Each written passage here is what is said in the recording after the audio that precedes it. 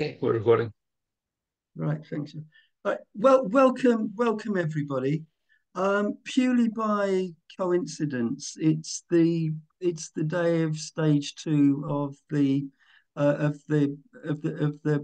Grenfell inquiry. Um, Obviously, we'll be focusing on managing social housing. Delighted that we've got David here. David, like me, has spent his life grappling with the management of social housing, and also continued into retirement as well. Uh, David, I think as many of you will know, at different times was the CEO of the representative bodies for housing associations in both England and Scotland. David continues to chair a number of housing associations, also work on campaigns and on representative bodies. David's both an advocate and at times a very critical friend for the social housing movement. So if we just kick in, so David, in our exchange, you said that one of the things you wanted to talk about is the structural change we need in social housing. And on the day of the Grenfell inquiry, I can't think of anything more relevant than that. So do you want to kick in by talking to us about that? Yeah, okay. So I mean, we have to start, don't we, with the report, the second report of the Grenfell inquiry today. As it happens, again, as luck would have it, I was chairing the annual general meeting of Clarion Housing Association at midday today. So I'd had a chance to have a quick look at the main findings of the report. And during the day, although I've been in and out of a number of different things, I have been able to have a look at some of the key findings. And it is excoriating, and it is right that it should be. I think my own view is that what Grenfell demonstrated, beyond all of the horror, the absolute horror. I mean, I think one of the things that has been striking about Grenfell is that we talk about things being unimaginable, and Grenfell was unimaginable. It was unimaginable in a way that meant that people failed to imagine even that something of this magnitude and this degree of horror might happen. And there are many, many institutions, organizations, and individuals whose contribution has been a critical part of reaching that horrific event. And it is right that we should hold those people to account. It is absolutely right that we should hold those people to account.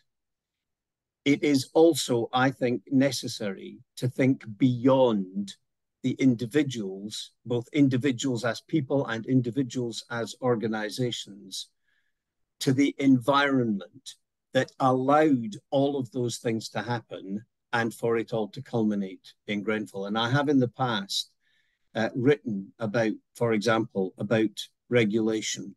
One of the most stupid things I have seen in my time, and my goodness, I have seen some pretty stupid things over the years, was the one in, one out regulatory nonsense, which became one in, two out, and then at the peak of the madness became one in, three out, as though this was a numbers game, rather than something that is designed to ensure that our homes, in this context, our homes are safe and secure, and that everyone can live in their homes safely and securely. It is also clear that the landlord organisation got it in the neck, and it is clear that corners were cut, that things were not done in the way that they should have been. I think any of us who've been involved over the years in running large-scale landlord organizations, if we are honest, we would all have to say there but for the grace of God. Not because we are all making the kind of mistakes that might lead to something of that scale, but because we're human and we are humans running organizations, and we sometimes make mistakes and we sometimes cut corners and we sometimes get things wrong. We are all, I think, doing the best we can in an extremely difficult environment. But my goodness, if anything ever demonstrated the consequences of cutting corners, of failing to understand the importance of regulation, then it is Grenfell that demonstrates that.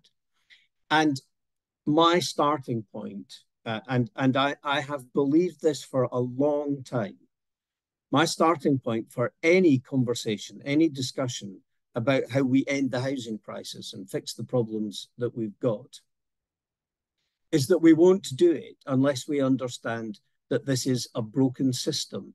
It's not just that we've failed to do bits and pieces, and it would be okay if we'd just managed to build a few more homes. For some reason, housing has always struggled to be understood as an integral part of an integrated system of public service delivery. And, you know, I give examples all the time.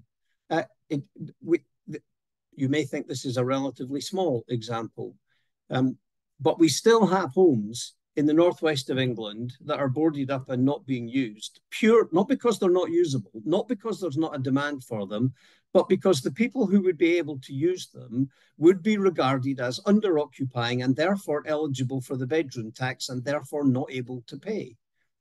I have a kind of obsession with the bedroom tax, but one of the things that we want our homes to do is to support people in living the best life that they can. How can you do that if you're a child at school and your home is overcrowded and you have nowhere where you can quietly study, nowhere where you can separate yourself from the noise and do the things that we all assume are necessary to be able to make the best use of our education system? How do we calibrate the relationship between poor homes and the challenge that is faced by the National Health Service? Every year, we have a spike in winter deaths. We know this. Why do we have a spike in winter deaths? Well, they don't have it in Norway and Sweden, where the climate is much worse. We have it because our homes are badly insulated, cold, drafty, people can't afford to heat them. None of these things is accidental. They are all the consequence of decisions that we have made or failed to make. And I think that we have now, listen, colleagues, I have to say, it is an absolute joy, regardless of your politics, it is an absolute joy at this moment to be talking to people in and around government who agree, who understand that this is a major problem, who have brought some energy and dynamism, and who are talking about many of the measures that we all think, and I certainly think, are necessary to be able to tackle and challenge the underlying problems. But just before we move on to the kind of detail of the discussion, I know what the National Health Service is for. We are all clear. The objective is clear. It is to provide a high quality health service free at the point of use to everyone in the nation. There are huge problems delivering it, but we know what it's for. We have a national objective about delivering net zero by 2050. Again, there are going to be big problems delivering it, but we have a nationally understood objective of what we are trying to deliver by that policy agenda. We know, even if we don't necessarily agree with it, what the objective of the education service that we have is. And some of us think that it's too exam focused, but that in a way that doesn't matter. The objective is clear. I've been asking for 30 years, what is the objective of housing policy? And people say, well, it's obvious. We just want to make sure everyone has a good home to live in. And I think, show me anywhere that any political party has written that down since 1951. And you can't find it. There is not, we don't have that sense of there being a clear objective that we're working towards. And in all of my professional life, indeed, some parts of my family and personal life, people will tell you I kind of obsess about this. But I think you have to ask the question, after this period of time, what does good look like? Because if you cannot identify and define what good looks like, how on earth can you plot a coherent path to its delivery? And I think we have now reached the point where so much of our housing system is broken that we do need to think in those terms. We need energy and dynamism, and my goodness, we're getting that. And I'm absolutely in favor of starting right now, doing as many things as we possibly can, using the measures that we have at our disposal. But I will keep arguing that in the long run, we will not be as successful as we could be if we're not able to define what good looks like. And I think, you know, the housing industry, if you look at it across the board, the volume developers, the landlord organizations, the construction companies, the manufacturers, the supply chain, we all do what we do, and it's all fractured. We're all doing different bits in different places. And then we get individual policies that come in that are designed to deal with a specific political problem on a given day, or a need to give the appearance of doing something. Help to Buy. Help to Buy may have helped one or two people who would not otherwise have been homeowners to be homeowners. It did nothing, absolutely nothing, to change the structure of the housing market. It did mean that house prices went up, because house prices always go up by the value of the public subsidy that goes into it, and it feather-bedded the profit margins of the volume developers. How in any way is any of that strategic or helpful? Because we focused at that time on a specific measure rather than thinking, what are the things that we need to do? And I think it took a long time, but a couple of years ago, we managed even to get the Home Builders Federation to agree that the Part M regulations needed to be changed to ensure that all new homes met new accessibility standards, never implemented by the previous government. And I hope this one does that very quickly. But I think there is a sense that even if we don't always agree, if there is a clearly stated objective where we all know what it is we are working together to try to achieve, it is a much more conducive environment for building the partnerships, for thinking creatively, for working together, and for delivering. So I understand the urgency, and I understand why, you know, we launched the Homes for All report a few months ago.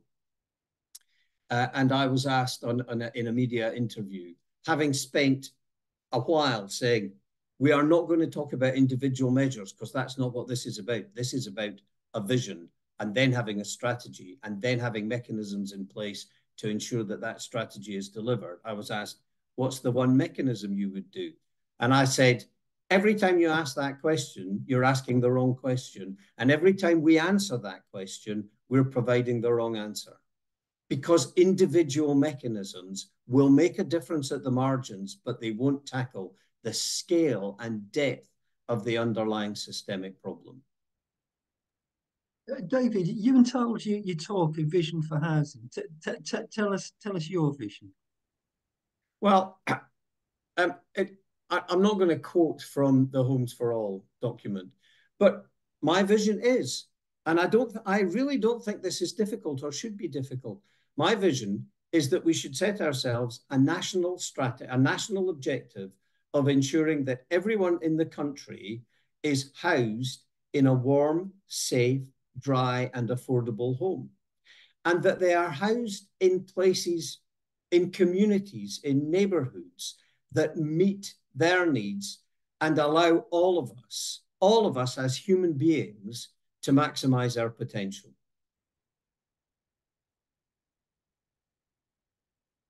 Yeah, really eloquently put. How do we get there? Well, first of all, you agree that that's what we need. Because until you've agreed that that's what you need, you can't then write the strategy. And I think if you have agreed that that's the case, then you then do have to sit down and think, what's the timetable what we're thinking about here? And in truth, we're talking 20 years to be able to deliver something of that magnitude. And that timetable will get longer and longer and longer the longer we delay starting it.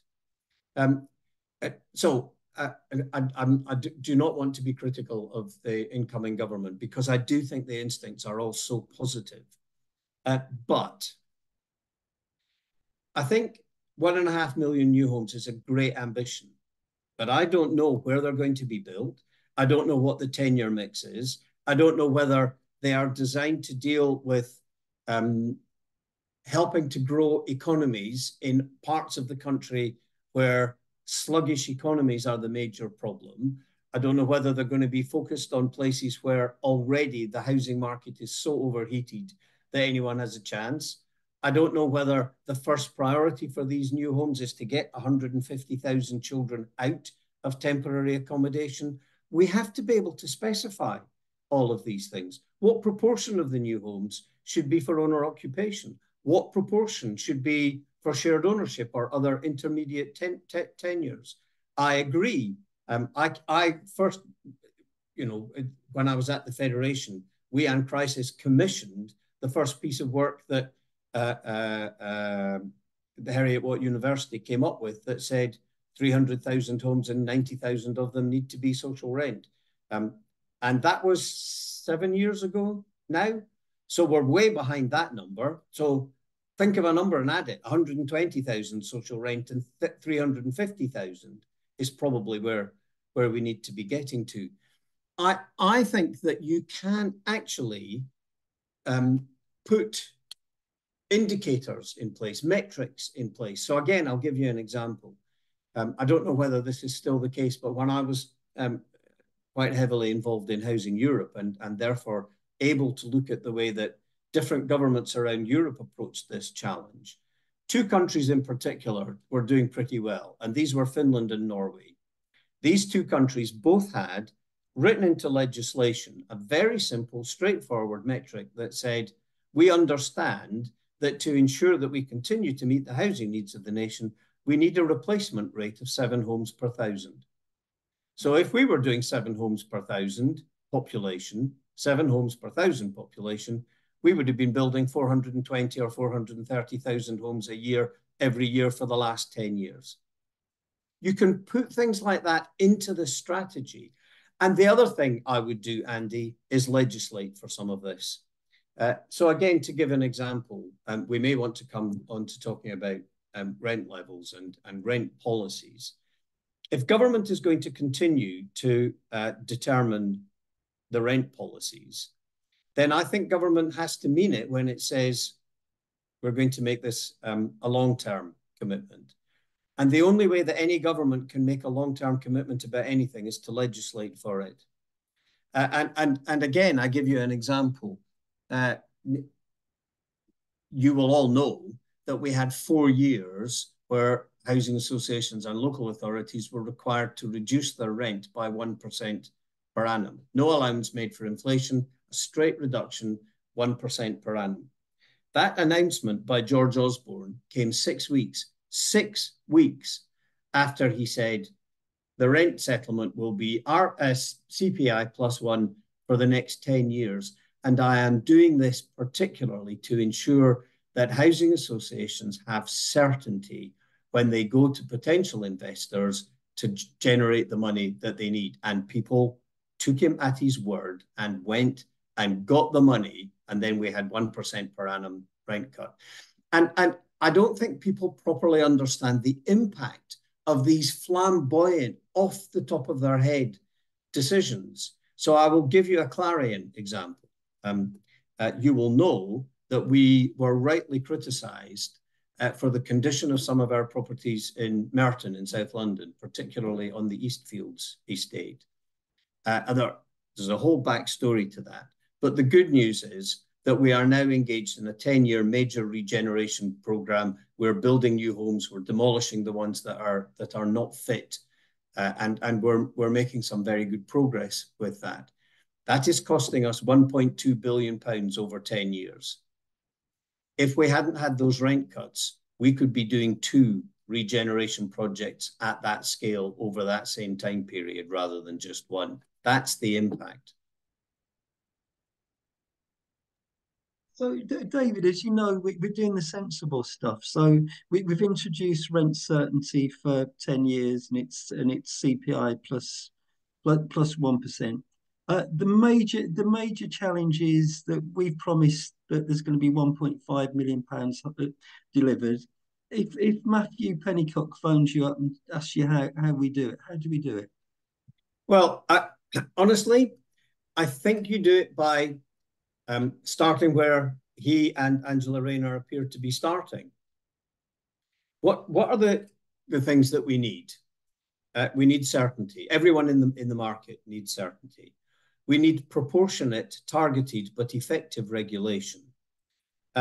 We need access to funds, and I do think government has a role in providing, particularly pump priming funding, and adding to the overall housing budget, because we're wasting such a lot of money currently in the way that we use the housing money. We have to understand, I think, that nowhere in the world do governments or charities have enough money to be able to meet the housing problems that we've got. It always and inevitably will have to be a mixture of government leadership, government investment, and private finance coming in to support it. And there's plenty of private money that we can get at rates that are sensible and not, making unreasonable profits for the investors, providing we can get the framework, the construct right. The Affordable Housing Guarantee Fund, I would love to see that expanded. It doesn't make a huge difference, but it makes a bit of a difference, and every little helps. I would be very strongly encouraging them to move very quickly on legislating to remove hope value from the compulsory purchase arrangements. I was talking to colleagues at NEF, New Economics Foundation, yesterday, who said they'd done a piece of work on this, and they reckoned that removing hope value would reduce by a quarter the price of developing new homes. Well, if you are able to provide land at existing use value, even with the very constrained grant rates that we've got, housing associations would be able to do a huge amount more. I think Angela and Matt are talking about how we increase build-out rates. And the best way to increase build-out rates is to think strategically, long-term, and then put in place certainty. So you get the planning consent, and you say, new settlements will be mixed tenure. Mixed tenure is a way to increase build-out rates, because you increase the number of different markets that you're providing homes for all at the same time. So I do keep coming back to this. We need a long-term plan, but the thinking has to be strategic, so that all of these different mechanisms that have the potential to turbocharge delivery are in a context where we know how they relate to each other. I mean, just to give you another example, again, a hobby horse of mine for a long time, publicly owned land. Let's just take the MOD, shall we, just for fun. The MOD has a lot of land that it doesn't need, and it would quite like to dispose of it. And not all of it is in places that would be good for housing, but quite a lot of it is. It never gets sold. Why not? Because on the departmental accounts of the MOD, they have made quite flamboyant assumptions about the highest value they'd be able to sell that land for with residential planning consent. If they sell it, instead of something that's just written down in your accounts, they would get real money, and we'd be able to build real homes on it. But in all probability, the value that they would get for it is less than they've written into their books. So it would show as a hit on the accounts of the MOD. That's completely barking mad. That is a change that government could make tomorrow with nil cost. It would just have an impact on Treasury orthodoxy and departmental accounting. We need to be really open to doing these kinds of things. Okay, and then next part of the question is social housing. How do we deliver social housing at scale?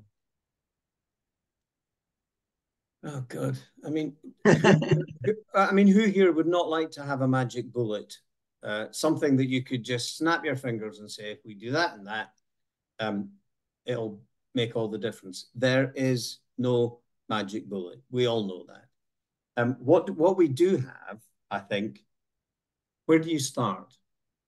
You start with an understanding that the provision of good quality social housing at scale is economically good. It's excellent for growth. It is excellent social policy. It is, many studies have shown this, the single most important piece of social policy to help people's lives. But not only that, it has a positive knock-on effect across the rest of the market.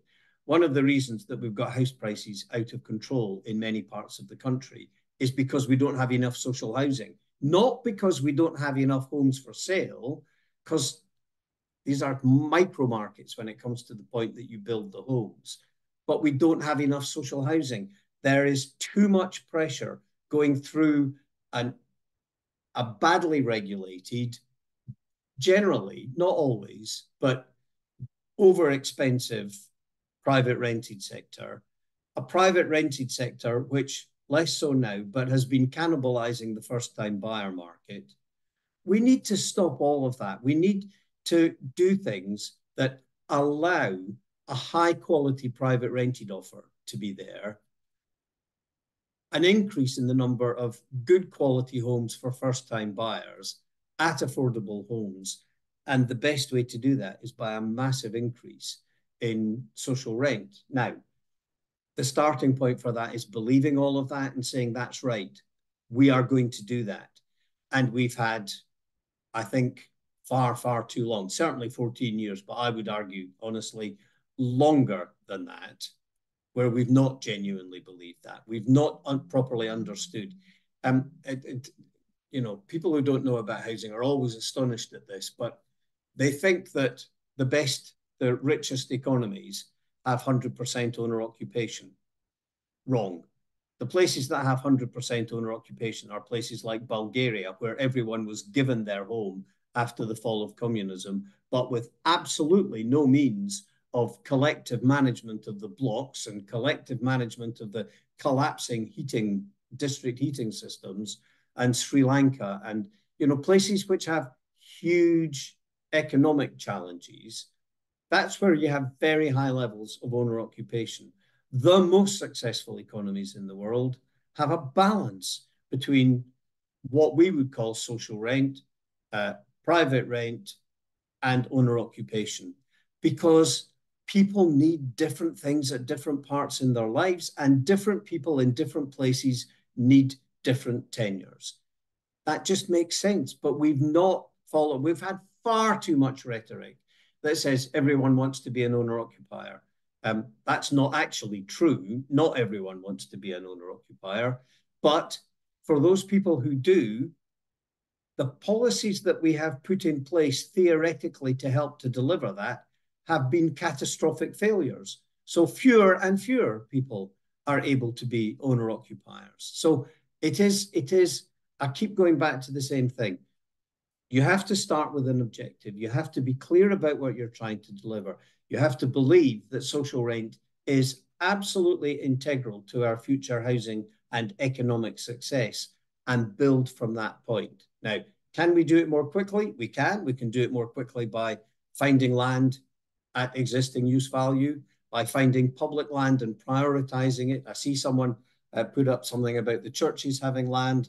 There's lots of churches that have land, and they've got an issue with the church commissioners, who have, I think, a rather narrow view of how they get the best value from that, although there are some places where that is beginning to be challenged.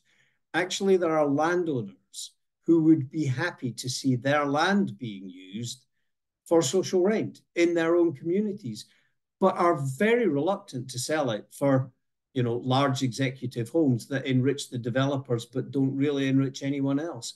So we just, you know, get the land, bring the people together, bring the parties together, create this sense of shared endeavor, get rid of the things that are absolutely unnecessary inhibitors, like public accounting rules, use mechanisms like government providing guarantees to some of the borrowing to make the cost of borrowing cheaper. Absolutely understand that if we want to move quickly, the build out rates have to increase. And the way to improve the build out rates is to be building mixed tenure so that you have more and more different markets, different groups of people wanting to engage in that new development.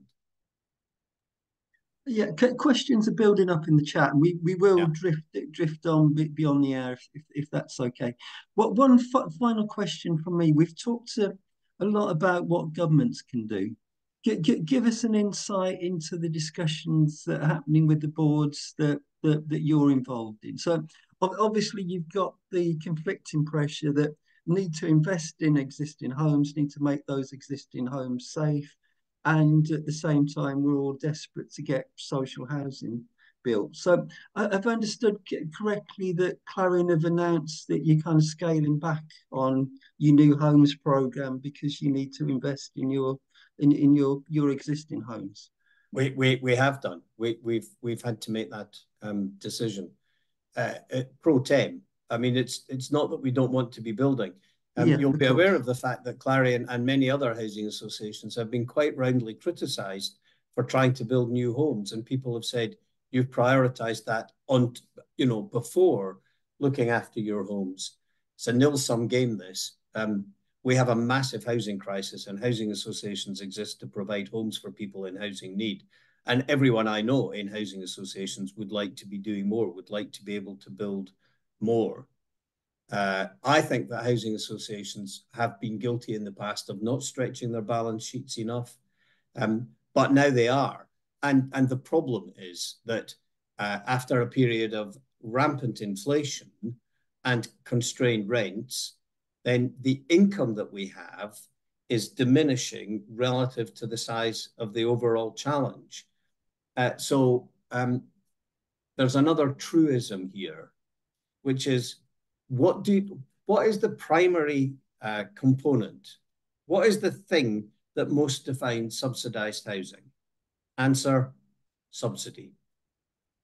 And if you don't have subsidy, then it's very difficult to find means of providing homes at rents that are less than the cost of supply. And that's the basic bottom line question here. And I just remind people, again, this is an audience that probably knows and understands this, but in 2010, the government decided, the incoming coalition government decided to reduce by 2/3 the amount of money that they were prepared to spend on subsidizing the work of housing associations. They did all kinds of other stupid things like expunging regeneration from the environment altogether, but 2/3 cut. And then they said, but we want you to deliver the same number of homes with that money. How do you do that? You do it by significantly reducing the subsidy. What did that mean?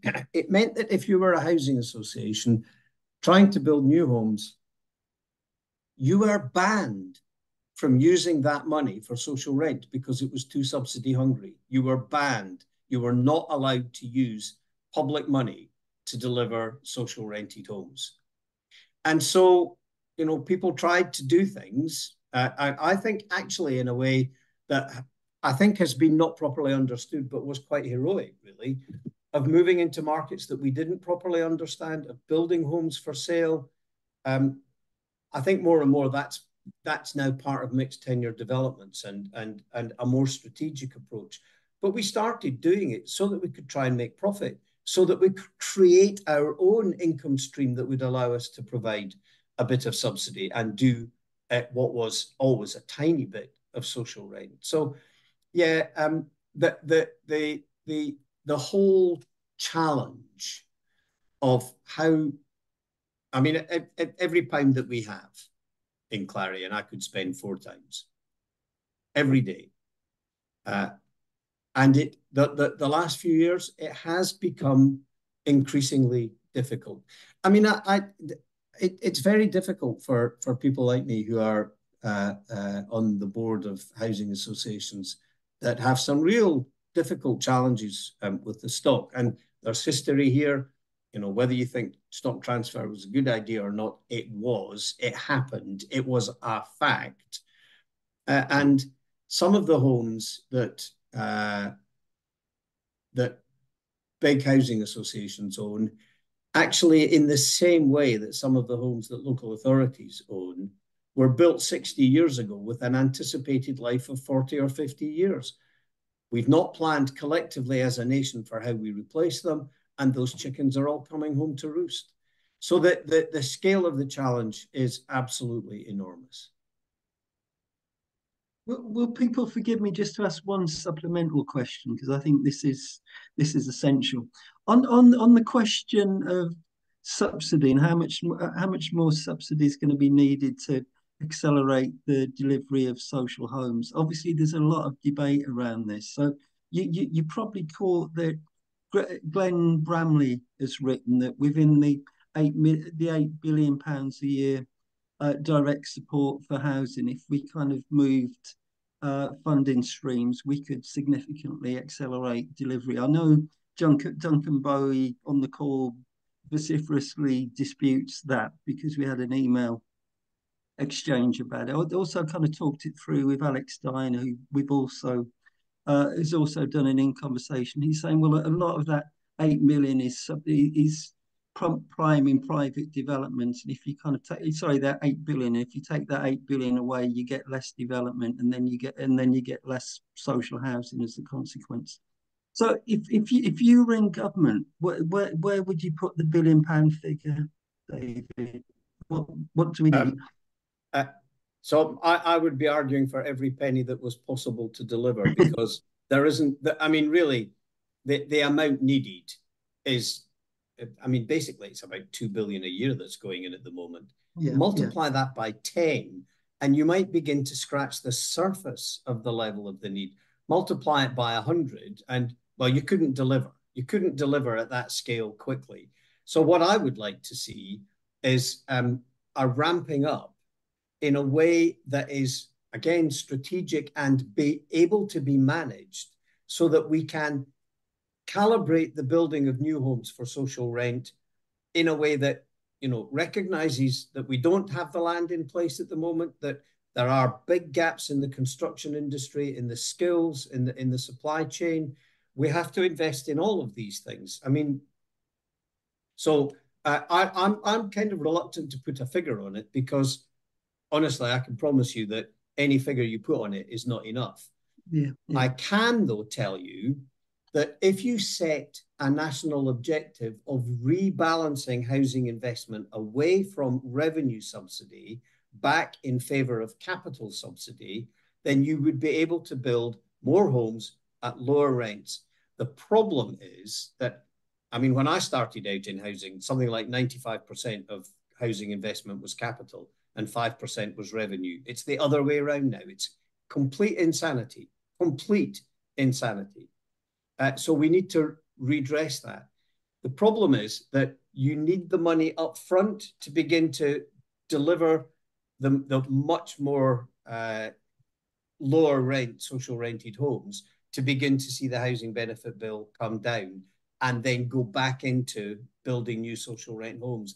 But you can, at least in theory, and I do believe in practice, you can create a virtuous circle if you start on that path and you do it in a properly strategic way. But it is not just about money. It is about saying, why are we not using public land? I mean, what more public purpose could there be than ensuring that our citizens are well homed? Let's start using public land for that. Let's start using MOD land for it. Let's get back to compulsory purchase at existing use value plus 10%. Let's provide some affordable housing guarantees. Let's, you know, all these different mechanisms. But We can't turn the tap on and move from, I mean, what's housing association output in the last 12 months? About 32,000. We need to triple that. Well, you cannot do that overnight. You just can't. Even if all the money in the world was available, you can't do it. This is why it is, I mean, there is almost nothing that has a greater long-term impact than housing. We're building homes now that really have to be fit for the next 100 years. And yet the decision-making about how we do that is predicated on an instant headline or some political nutcase idea about something that we should do.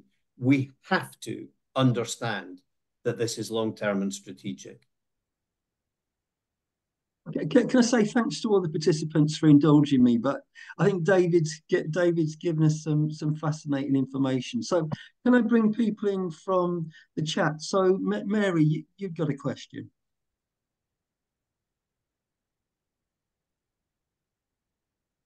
Not a particular question. I was just sort of reacting to what David said early on. The document that I pointed, just in case you hadn't seen it, is really good by the Center for Housing Evidence, and it clearly, I think we all know, if you've been awake, how that helped to buy just turbocharged affordability. You know, I think that, so I'm a town planner, but I do some housing enabling for some local authorities. You know, I think that the fundamental problem is that the volume house builders have no desire to build so fast that they're going to reduce affordability. I think David's comment though about the mixed tenure being the affordability, and there are some examples. So in 2010, around the time of the change of government, one thing Labor did, because the way the economy was, is they put a lot of money into affordable housing. And so those first few years of the Tory statistics, you see, some that kind of lag time of several years, and there are several kind of large new communities that really benefited from that and have a real healthy population of affordable housing within them. But those just comments. I'm really just listening and learning.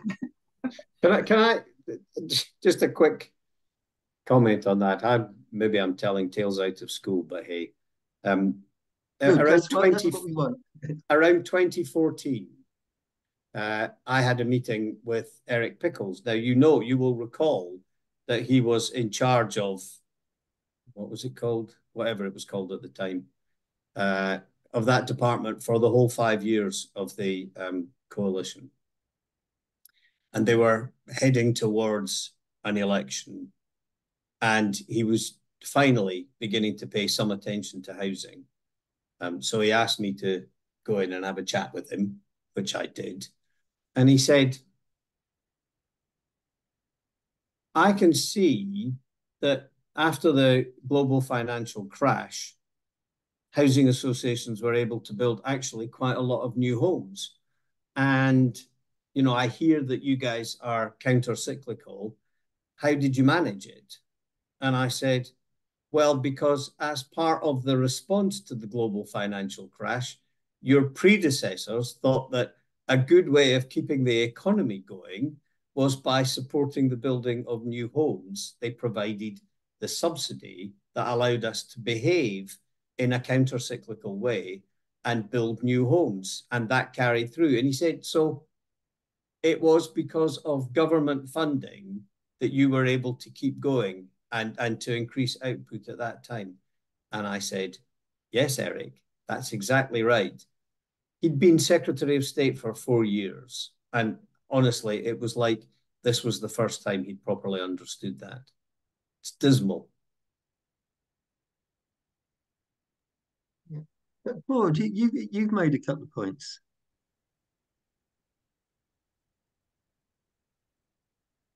Still there, Claude?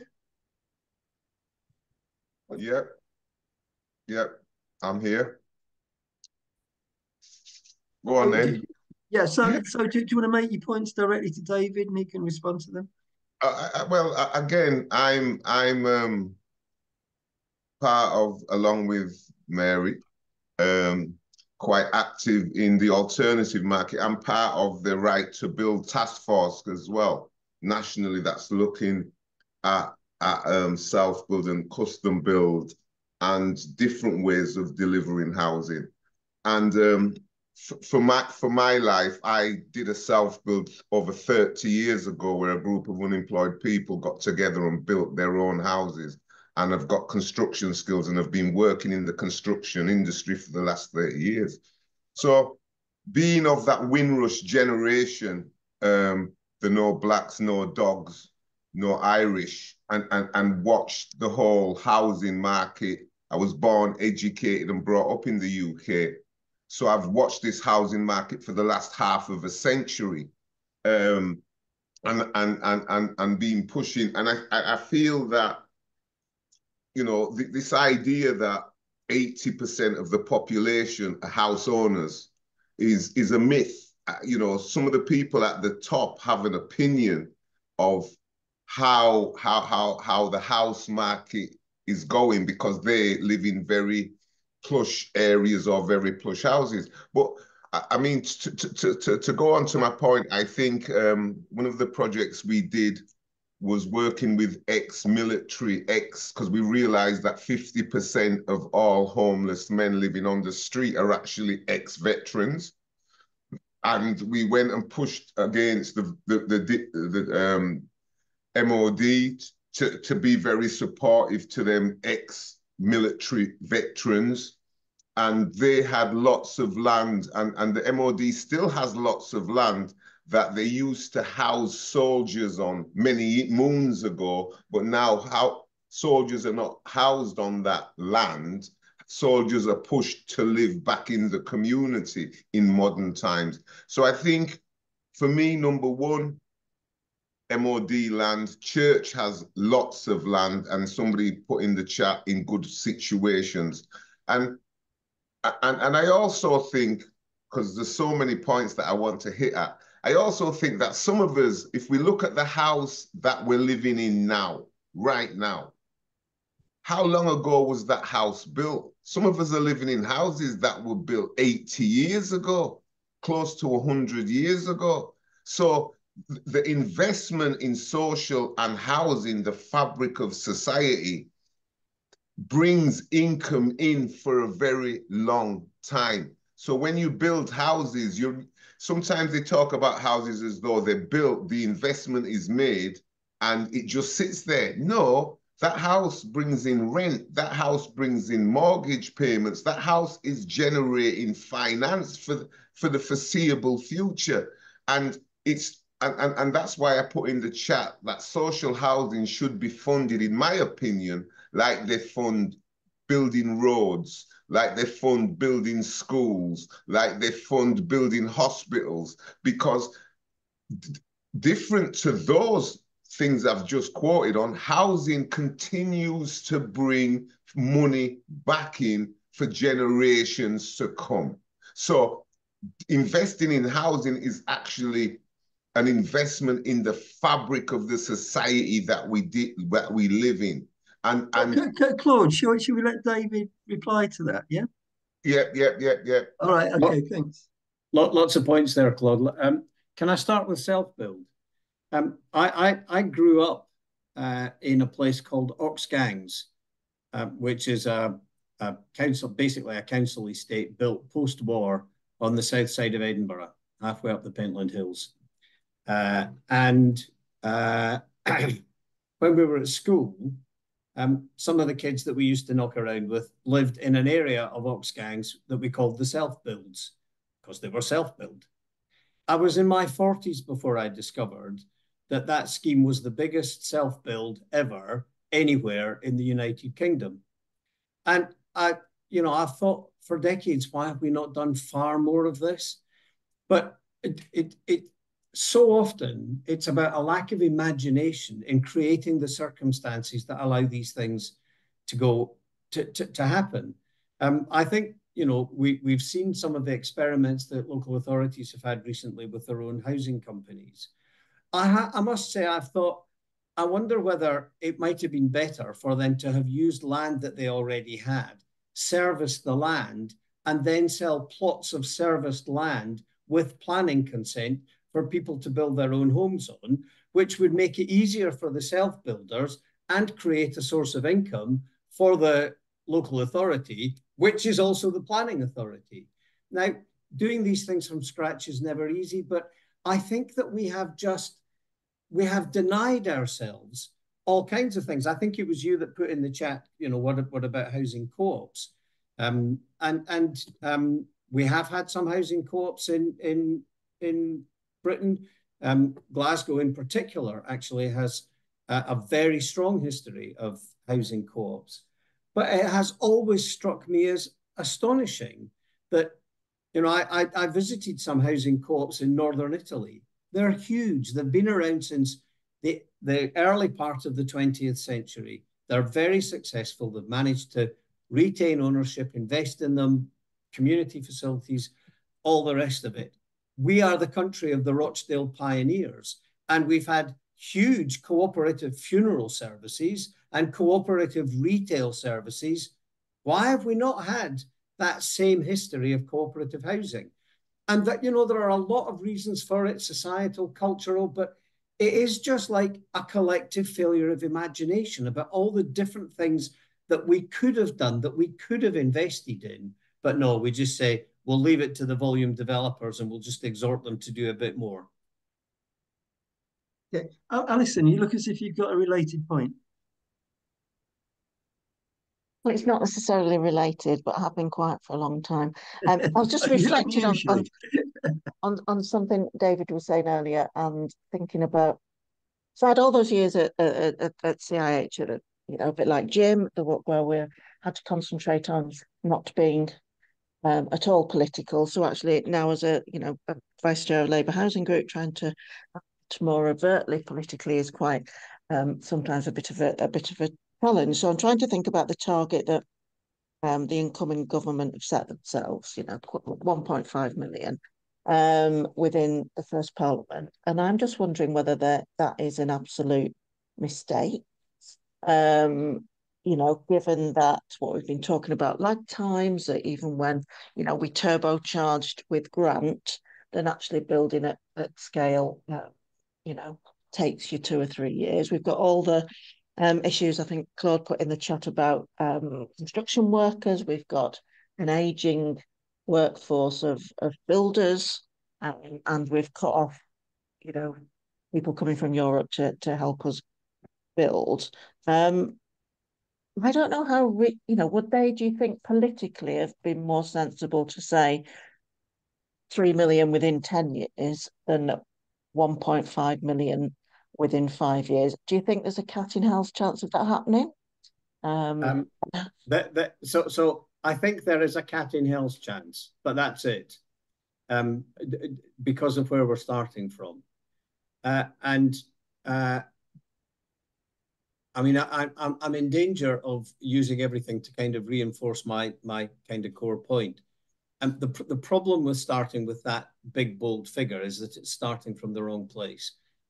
So if they'd been able to start by saying, this is the kind of society that we want to build, and our housing policy is designed to help us to deliver that, and our absolute commitment is that over the lifetime of this parliament, you will see a significant growth in the number of new homes, and particularly in the number of new social rented homes. Then they could have got 4 years in and said, we started at less than 200,000 and look, we're now north of 300,000. The trajectory is absolutely right. We've delivered on the promise. 1.5 million is a hostage to fortune, because it means that come the next election, someone is going to say you only managed 1.3, you failed. And I think that is deeply frustrating, because for me, the 1.5 million is a really, really important statement of intent. And that's why it's significant. But I think there will have to be some message management about it. And why I do think that, you know, it is this vision thing, being able to say, this is the kind of society that we want to build, and this is the integral role that housing policy has in delivering it. That's where we want to get to. Thank you. Okay, can I beg everyone's indulgence that we drift past the hour, because this is fascinating. We can, but not too much from my point of view, I'm afraid, Andy. I've got a couple of things that I need to do this evening. Right. So. Okay. I'll smarten up a bit then. So, Nigel, you've got a controversial question about stock transfers. I wasn't really aware that it was that controversial, but I'm just thinking to myself, you know, certainly from a tenants and residents perspective, the first wave of stock transfer was that there were some successes, but in other areas it was considered to be problematic. What it seems to have left is many local authorities with what might call residual stock, which they're having a great deal of trouble in terms of investment and as you can see it across the piece. So I'm wondering whether or not there would be any appetite or any sense of appetite in government, right, for a second round of stock transfer to housing associations, given the challenges that HRAs have got, and why that might be the case, and what that might look like. What would the incentives to be? Because a lot of the good stuff is already gone. So I think this is an interesting question, Nigel. I mean, you'll be aware that the kind of history of stock transfer was a collective national hand-wringing in the 1980s about what I recall as being a £19 billion unfunded deficit in maintaining council housing across the country, and how could we possibly do it? And the kind of original answer was, well, we can't. We don't know where the money's going to come from. And then there was a bit of slightly more creative thinking that said, well, actually we could, if we could create a mechanism by which we could borrow in the private markets, and that would not count against the public sector borrowing requirement. And that's what stock transfer delivered. So the valuation methodology was not about the value of the properties individually if they were being sold on the open market. It was about saying, what is the rent take that we can anticipate, making assumptions about the growth of rent over a 30-year period? How much borrowing would that rent income over that 30 years support? And from that overall amount, how much do we need to spend now to bring our houses up to the kind of basic standards that the stock transfer program was designed to deliver? And that left a number of places where actually the system worked extremely well. There was a lot of investment in the first 5 years. Promises were routinely kept. And even in places like Glasgow, where there was a major stock transfer, where even on that mechanism for establishing value, it was a fantasy. I mean, on that mechanism, the amount should have been a negative one. Mm-hmm. But nonetheless, it did mean that we were able to attract new money into housing by means of creating a mechanism that took that investment off the public debt and made it private debt, and private debt that was owned by housing associations, which are private, non-profit, community-based organisations. That was the heart of it. The difficulty since then has arisen in some places because the assumptions that were made about the rent have been undercut by decisions that government has made.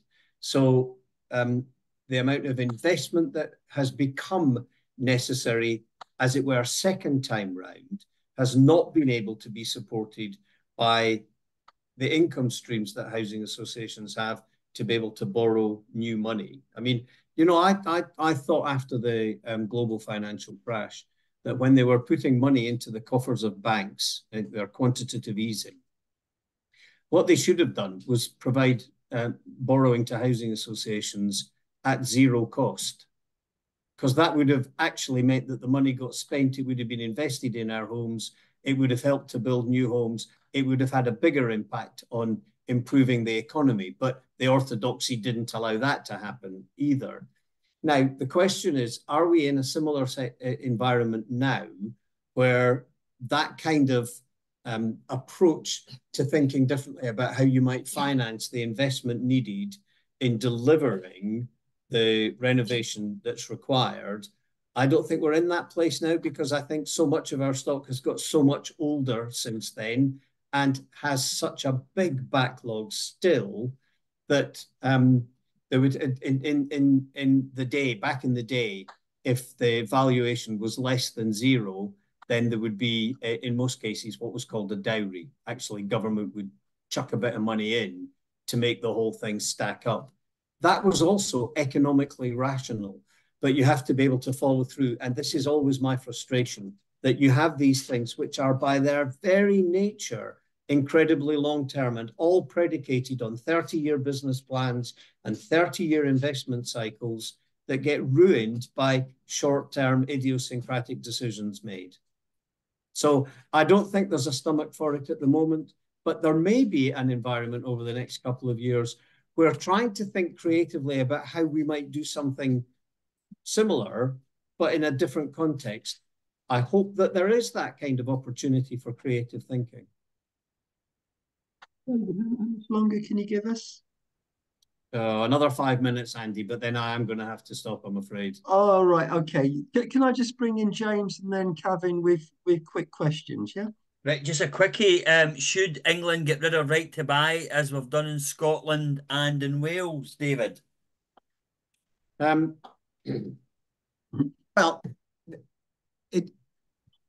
the housing answer, I think, is yes.